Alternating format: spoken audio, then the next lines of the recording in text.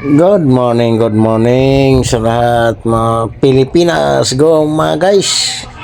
Kaya pala ito, punta muna tayo sa sa bundok. Muna tayo, punta muna tayo sa Mines View.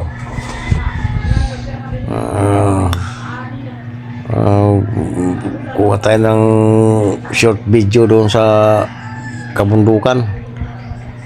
Inaano ko kasi, minamapa ko kasi yung lupa namin kung saan doon. Hindi ko na masyadong matandaan kung saan banda doon. Sa parte doon sa na yan. Kaya pangalawang punta ko to last year, pumunta rin ako rito.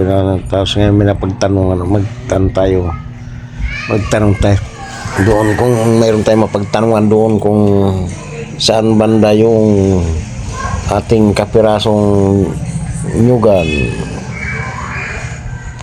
Mga guys, samahan nyo ako. Ito tayo sa sa maliit nga daan papuntang Awang, Barangay Awang. Itong lugar na ito, itong kalsada na ito, makitid. Pag nagsalubungan ng motor, muna, tabi muna, dahil hindi pwede magsabayan ng makitid. Ang iskinita lang to eh.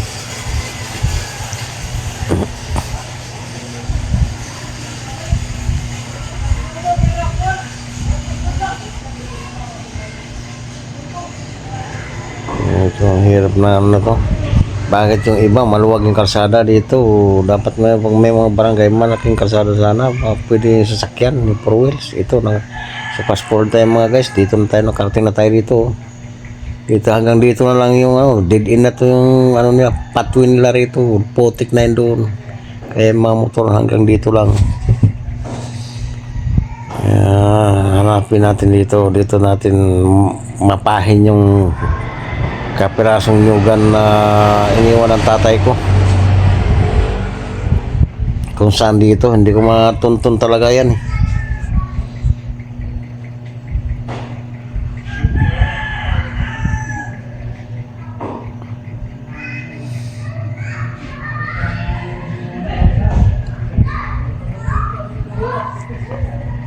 Ito mga guys, mapahin na natin kung saan banda rito. Hindi ko talagang matandaan kung ano eh. Kasi yung tumutulong sa tatay ko sa bundok, nagbubukid ng tatay ko noon nang nag-aaral ako ng first year high school. Hindi ko na matandaan kung alin doon. Pagkatapos ko ng high school, pumunta ko ng Maynila. Ito.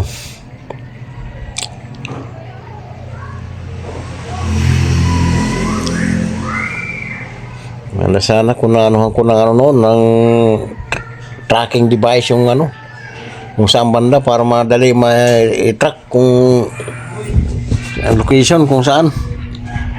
Hindi pa kasi uso mga gadget noon mga guys eh.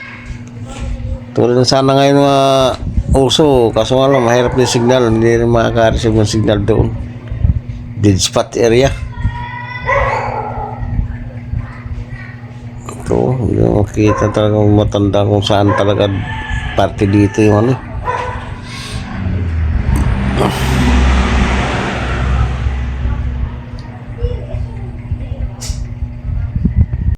hanggang dito na lang guys ang ating short video.